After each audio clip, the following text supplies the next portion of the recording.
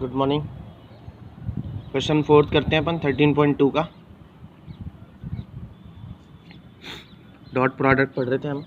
तो इसमें है कि P के निर्देशांक तो आपको दे रखे हैं 3, 4 और Q के निर्देशांक दे रखे हैं हमें 12, 9। तो आपको कोण POQ निकालना है।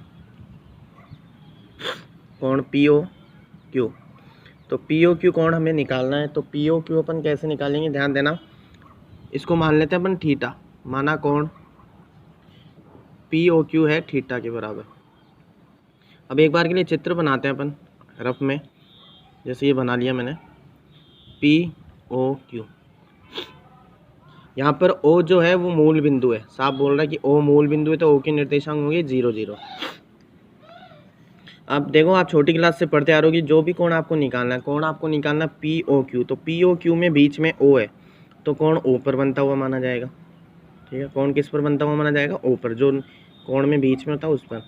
तो O से निकलने वाले दो सदिश हम निकालेंगे, एक तो OP सदिश और एक OQ सदिश। O से निकलने वाले OP और OQ, तो ये हम निकालेंगे OP सदिश। निकालने का अपन ने फॉर्मूला पढ़ा था कि P में से O घटाएंगे तो P ये रहा और O ये रहा। 0, 0 तो 3 ही आ जाएगा प्लस 4j आ जाएगा। वही वाला formula x2 minus x1 i cap plus y2 minus y1 j cap. z2 यहाँ है नहीं। फिर ऐसे ही निकालेंगे अपन OQ। तो Q में से O घटाएंगे तो 12i प्लस 9j हो जाएगा। ठीक है। अब कोण अपन ने थीटा माना है, तो कॉस थीटा का क्या फॉर्मूला था? A dot B. ए ये रहा, बी ये रहा, यानी OP डॉट OQ। और नीचे A का मापांक, B का मापांक यानी OP का मॉड्यूलस और OQ का मॉड्यूलस। कॉस थीटा की जगह है POQ। थीटा को अपन ने POQ माना, वो रख दिया। OP की जगह OP रखेंगे 3i plus 4j dot 12i plus 9j और 3 का स्क्वायर 9, 4 का 16, ऐसे ही 12 का स्क्वायर 144, 9 का 81। ठीक है। कॉस ऑफ एंगल POQ, आई का ऐसे होता है, तो 12 ये हो गया 36 प्लस 9 चौक 36, 16 और 9 25, 25 का वर्गमूल 5, ये हो गया 4 और 1 5, 8 और 4 12, 225, 225 का वर्गमूल 15, यानी ये हो गया 72/75। 3 के पहाड़े से आपको ये कटेगा तो 24/25 मिल जाएगा। तो कोण हो गया POQ बराबर, क्योंकि प्रॉपर वैल्यू नहीं आई तो कॉस इधर आकर कॉस इन्वर्स हो जाएगा 24/25। ये कोण POQ का मान अपने पास आ गया है। ठीक है। ऐसा ही एक और क्वेश्चन करते हैं।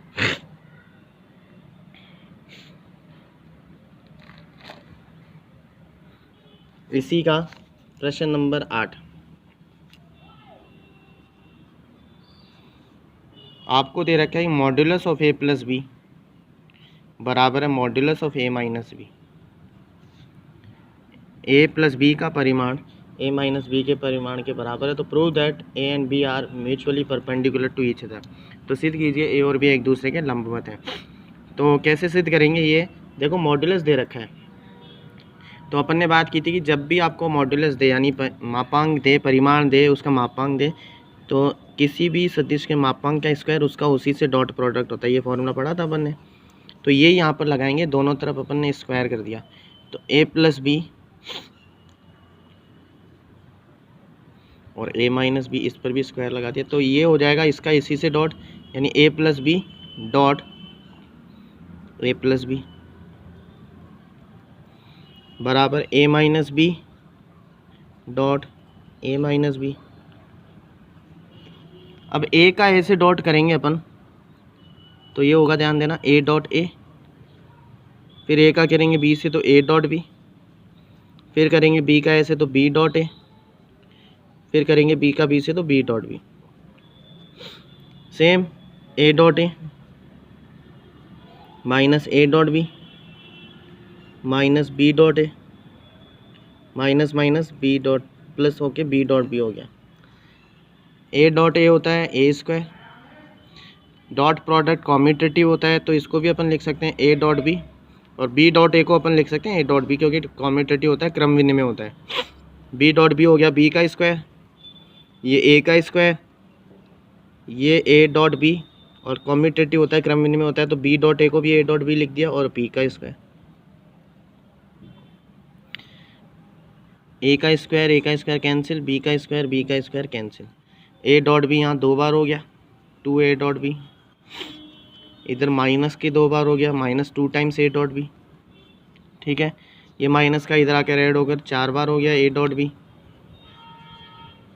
4 गुणा में उधर जाकर भाग में हो गया, तो ए डॉट बी बराबर 0, और जब भी ए डॉट बी 0 होता है तो एक सदिश दूसरे पे लंब होता है। यही हमें सिद्ध करना था कि सिद्ध कीजिए कि दोनों एक दूसरे पर लंबवत हैं, ठीक है। इसी का 10th क्वेश्चन एक्सरसाइज का, फॉर एनी वेक्टर ए, किसी भी सदिश ए के लिए प्रूव दैट, सिद्ध कर रहे कि ए सदिश बराबर है ए सदिश dot I I plus A dot J J plus A dot के। ये किसी भी सदिश के लिए हमें सिद्ध करना है। तो सदिश यहाँ नहीं दे रखा है, तो हम मान लेते हैं किसी भी सदिश को हम इस तरह से मान सकते हैं। माना ए सदिश बराबर एक्स आई प्लस वाई जे प्लस जेड के, ये हमने मान लिया ए सदिश को, ठीक है। अब ए सदिश को हमने माना, तो देखो पहले ए का डॉट हो रहा है आई से, तो एक एक घटक अपन निकालते जाएंगे, कंपोनेंट ए का डॉट आई से करेंगे। तो ए की जगह ए लिख दिया एक्स आई प्लस वाई जे प्लस जेड के, डॉट करना है इसका आई से, तो ये भी तो एक सदिश ही आई वाला। एक तरह से इसमें 0 जे अगर मैं लिखना चाहूँ तो एक तरह से देखो क्या लिख सकते हैं अपन, 0 जे प्लस 0 के, क्योंकि इसमें है ही नहीं, तो आई का आई से होगा तो एक्स आ गया, अब जे का जे से होगा तो 0 हो गया, के का के से होगा तो 0 हो गया, यानी ए डॉट आई एक्स आ गया। अब ए डॉट आई का नॉर्मल मल्टीप्लाई है ना, ये डॉट प्रोडक्ट नहीं है, ध्यान देना। तो ए डॉट आई का होगा किससे, आई से, तो ए डॉट आई एक्स से और आई यहाँ लग गया। सेम ए डॉट जे करेंगे, तो ए की जगह ए रख दिया एक्स आई प्लस वाई जे प्लस जेड के, डॉट जे है अपने पास, जे तो जे ही है, सॉरी, तो आई का आई से होगा तो आई इसमें नहीं, जे का जे से होगा तो वाई आ जाएगा सिर्फ, के का के से 0 वो है नहीं अपने पास, तो ये हो गया ए डॉट जे। अब ध्यान देना, ए डॉट जे का जे से करना है नॉर्मल मल्टीप्लाई, जे रहा, तो ए डॉट जे वाई है और ये जे आ गया। फिर ए डॉट के करेंगे अपन, तो ए डॉट के, ए है अपने पास एक्स आई प्लस वाई जे प्लस जेड के, इसका डॉट करेंगे के से, तो के का के से होगा सिर्फ जेड आ जाएगा। फिर ए डॉट के का के से करेंगे, तो ए डॉट के जेड और के का के आ गया, ठीक है। तो आर एच एस ले रहे हैं अपन, आर एच एस में ये अपन ने लिया ए dot I I plus A dot J J plus A dot के ए डॉट आई आई एक्स आई है, ये निकाला अपन ने, ये वाई जे है और ये जेड के, तो एक्स आई प्लस वाई जे प्लस जेड के ए के बराबर है ना, तो यही हमें लाना था equals to L H S. तो देखो मैंने इस बार आर एच एस लिया, ये आप ध्यान रखा करें, जो बड़ी साइड है उससे स्टार्ट क्या करें, एल एच एस बड़ा है तो एल एच एस से स्टार्ट कर दो, आर एच एस बड़ा है तो आर एच एस से स्टार्ट कर दो, क्योंकि बड़ी साइड से छोटी साइड लाना ज़्यादा इजी होता है, ठीक है। तो ये एक अच्छा क्वेश्चन था, आया हुआ एग्ज़ाम में, क्रॉस प्रोडक्ट में भी हम ये पढ़ेंगे। अब एक मैं छोटी सी बात आपको बता देता हूँ जिससे हमें एक क्वेश्चन करना है।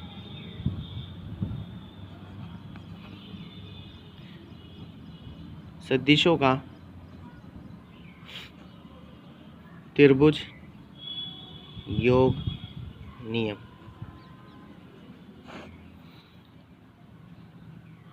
त्रिभुज की अपन मानते हैं, त्रिभुज की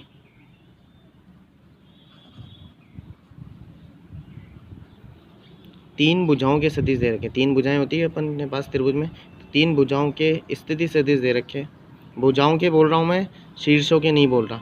यानी अगर आपके पास शीर्षों के भी हैं तो आपको भुजाओं के निकालने पड़ेंगे। तो 3 भुजाओं के स्थिति सदिश दे रखे हैं आपको, ए सदिश, बी सदिश और सी सदिश। और मैंने इनको इस तरह से डिनोट कर दिया। ये मान लीजिए त्रिभुज ए बी सी है, ये ए सदिश, ये बी सदिश, और इसकी दिशा में ले रहा हूँ विपरीत सी सदिश। तो देखो त्रिभुज का एक योग नियम होता है सदिशों के लिए। क्या होता है वो नियम कि अगर 3 सदिशों से मिलकर एक त्रिभुज बनता है, 3 सदिशों से मिलकर एक त्रिभुज बनता है, तो उस त्रिभुज में समान दिशाओं वाले सदिशों का योग विपरीत दिशाओं वाले सदिश के योग के बराबर होता है। तो देखो समान दिशा कैसे, जैसे बी से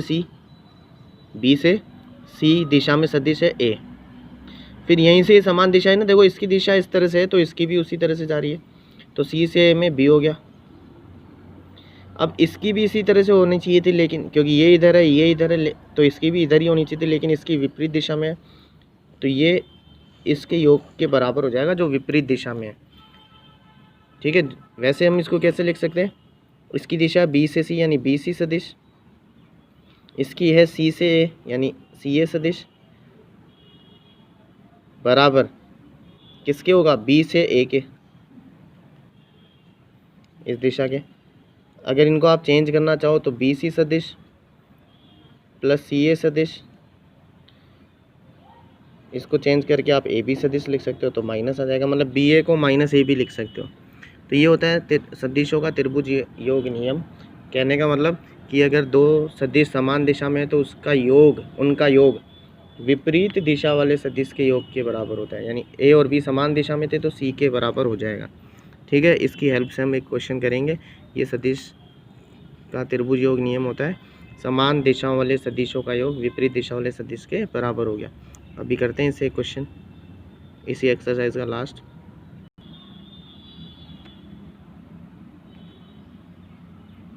क्वेश्चन नंबर है 11th इसी एक्सरसाइज का, ध्यान से समझना इसको। Using the vector method prove that sum of diagonals of parallelogram is equal to the sum of square of its side. समांतर चतुर्भुज के विकर्णों के वर्गों का योग, समांतर चतुर्भुज के विकर्णों के वर्गों का योग उसकी भुजाओं के वर्गों के योग के बराबर होगा। ये क्वेश्चन है जो हम 10th क्लास में समरूपता वाली प्रश्नावली में भी करते थे, लेकिन यहाँ सदिश विधि से करना है। ठीक है, तो सबसे पहले बात समांतर चतुर्भुज की है, वही हम मान लेते हैं। माना ए बी सी डी समांतर चतुर्भुज है, समांतर है तो इसको समांतर की तरह हमने बना लिया। अब जो सिद्ध करना है वो लिख लेते हैं। सिद्ध करना है कि इसके विकर्णों के वर्गों का, विकर्ण कौन सा होगा, ए सी, फिर बी डी, इनके विकर्णों के वर्गों का योग भुजाओं के वर्गों के योग के बराबर होगा। A B square plus B C square plus C D square plus A D square. ये हमें सिद्ध करना है। अब देखो सदिश विधि से करना है, तो सदिश हम मान लेते हैं। सबसे पहले समांतर चतुर्भुज है, क्योंकि ए बी सी डी समांतर चतुर्भुज है, तो सम्मुख भुजाएं समान होंगी, यानी ए बी बराबर होगी सी डी के और बी सी बराबर होगी ए डी के। ठीक है,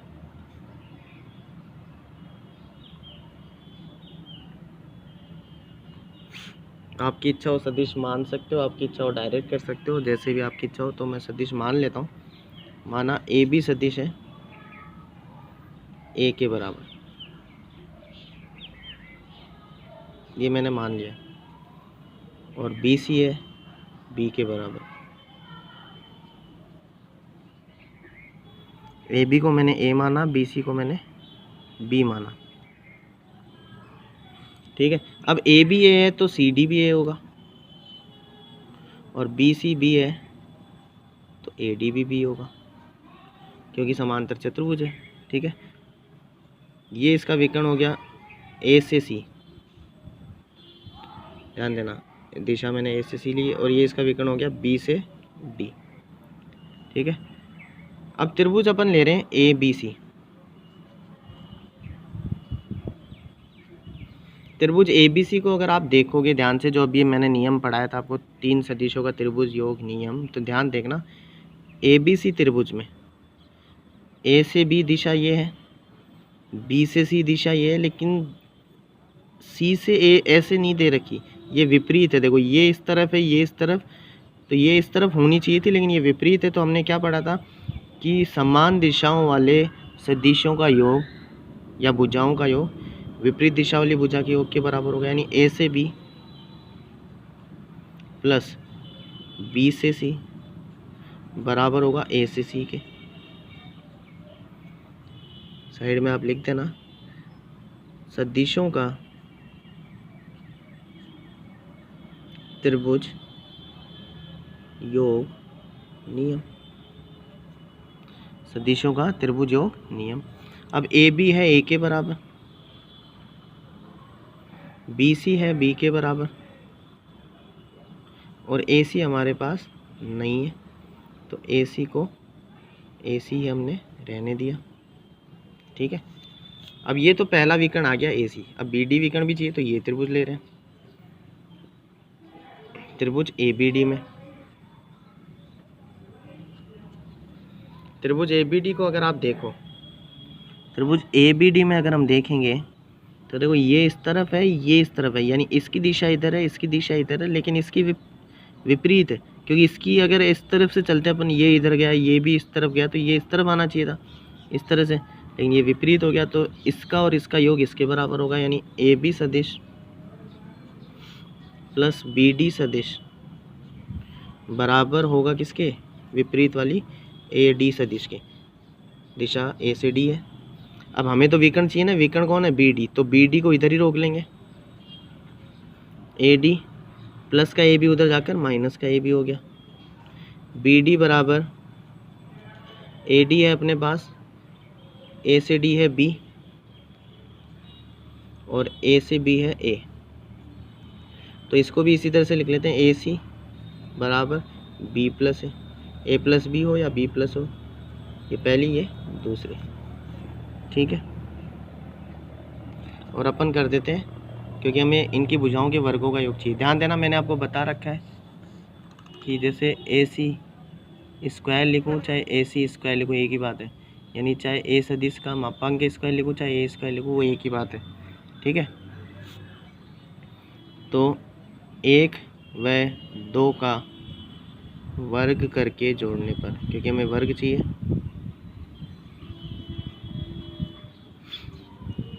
तो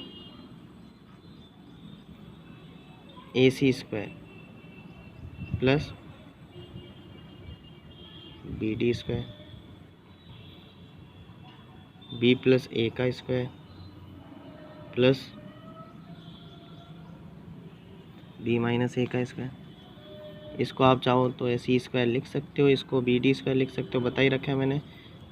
इसको B plus A dot B plus A लिखा जाएगा, ये वाला फॉर्मूला ध्यान देना।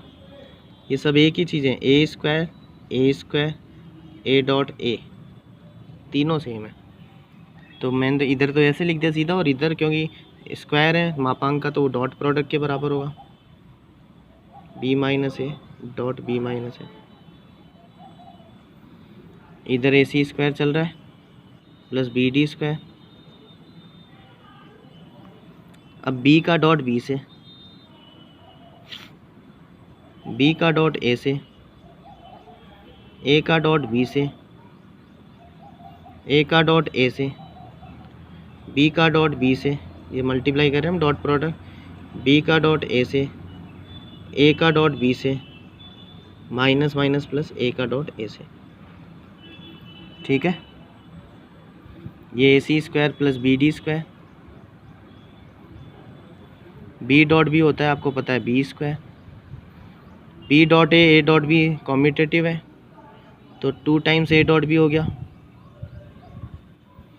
ए डॉट ए हो गया ए स्क्वायर, बी डॉट बी हो गया बी स्क्वायर, ये 2 टाइम्स ए डॉट बी लिख सकते हैं इसको, B dot A dot B को, और ये हो गया ए स्क्वायर, ये और ये हो गया cancel, A C square plus B D square. B किसके बराबर आप देखोगे, बी है बी सी के बराबर, तो इसको हम लिख सकते हैं बी सी का स्क्वायर। ए है ए बी के बराबर, तो इसको हम लिख सकते हैं ए बी का स्क्वायर। फिर बी जो है वो ए डी के भी तो बराबर है, तो इस वाले बी की जगह मैंने ए डी रख दिया,